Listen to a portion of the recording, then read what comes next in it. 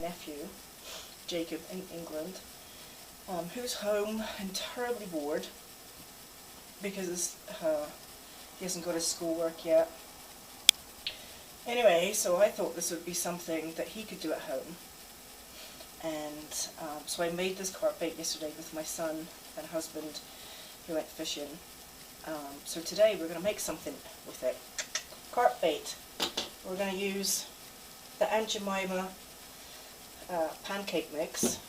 We're going to use Quaker oatmeal. Doesn't really matter which one it is, but this one is gluten-free maple brown sugar. And we're going to use Jell-O. Fun, huh? So let's go ahead and dump this Jell-O in. I think I need a spoon.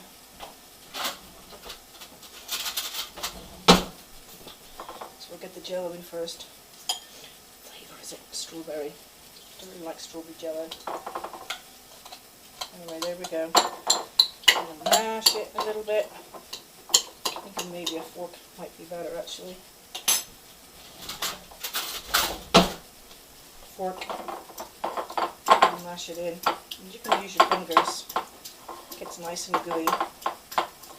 However, it gets really sticky on your hands. Now, I'm going to get the pan warmed up while we're doing this. So I just have a cast iron skillet I use for most things. I'm going to put it on just before medium to warm it up.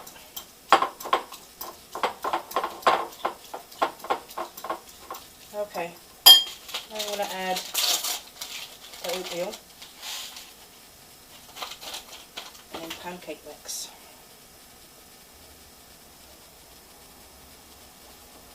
Give that a little bit of a stir.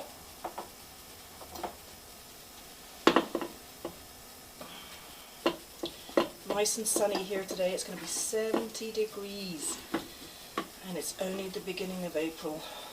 It's been getting warmer and warmer, but like most springs in the Rockies, it'll get warm and then it will snow.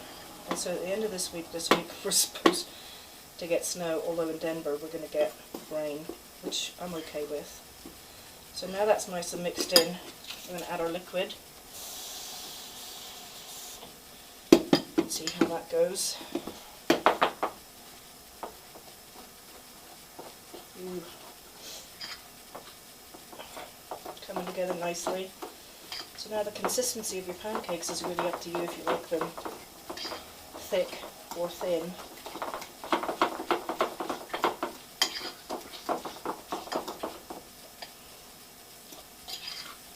Just actually smells like strawberry oatmeal. So that's as thick as I'm going to go with that one. So we're going to move the camera over. I'm just checking to see if you can see everything there that you can. I got this pan nice and warm. I just spray it. Normally I use a different spray, but this was all the spray that was in the grocery store and it's for a grill, so it takes the heat pretty well. There you go. Now we need our spatula. I like my little short ones here. Again, I'm just going to check that you can see everything through the camera there, and I think you can. So that's nice and warm.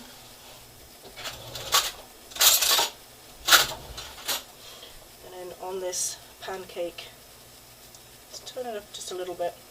Get it a little hot so it doesn't stick. And then we're going to serve this to Zach, because Aaron just left to go fishing again. So we're just going to put some of this in. So this is something that your kids can actually do. I wonder if the Jell-O will stick to the pan. I don't know. I've never done this before. We're going to find out. Made a little much though, didn't I? We'll get Aaron to eat some. And now I can hear sizzling. Just want to make sure they don't stick to each other. Now, from experience, turn it up a little bit too, when you're cooking pancakes, a lot of people don't know when to flip it. You're going to flip it when you start to see bubbles in the middle. So I'm wondering if anybody else has come up with any crazy cooking ideas. I see on Facebook there's a ton of cooking going on. Last night I finally found some phyllo pastry, not short course pastry, flaky pastry in the freezer because it's too time consuming. Well, I guess I have time, but normally it's too time consuming to make it. And so I just buy it. And last night we had sausage rolls and the last of the HP sauce. That was sad. I'm thinking this spatula might not be big enough. Try a bigger one here. That would be better for the size. But I've seen lots of people cooking out there. I'm wondering if you're getting your kids to cook. Kids love to cook. I know a little girl in Los Alamos has been cooking up cinnamon rolls. She's done that a couple of times. That's pretty cool. But alas, I cannot find any plain flour, self-raising flour, and I cannot find any yeast to be had anywhere to make the cinnamon rolls. I have been making some Navajo bread that doesn't take any yeast, and of course you can make any kind of flattened bread, unleavened bread, without the yeast. So I've done that a couple of times, and that's worked out pretty well. I always like that. Let's see if I can turn this over. No, let's see, it's sticking. Oh, it's sticking to the pan. Let's see if I can get this one out.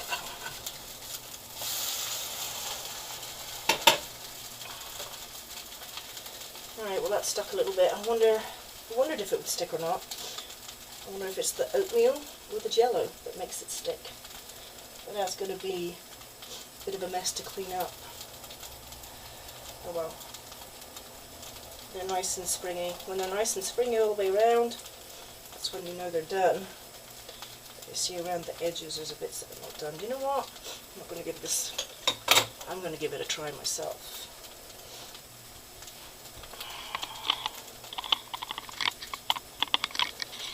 Move this camera up a little bit. I think so. Alright, let's see how we're doing here. Stuck again. Oh, see, that one's done. I wonder if it was... Oh, it made it stick. Come on off. Oh, look at that pan. Ugh. Alright, let's try it.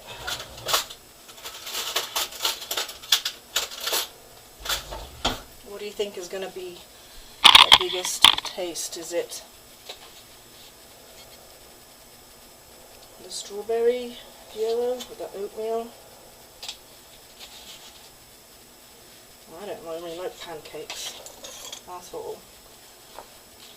Let's try a bit. They're kind of gooey, to be honest with you. Maybe this is better as carp bait.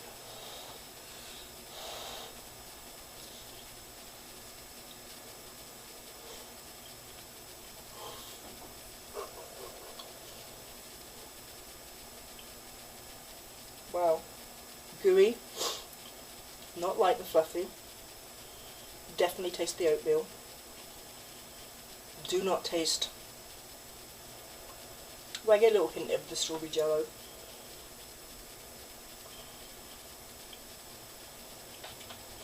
But I'm sure there's a kid out there somewhere that's going to like it. So there's your cooking video for today.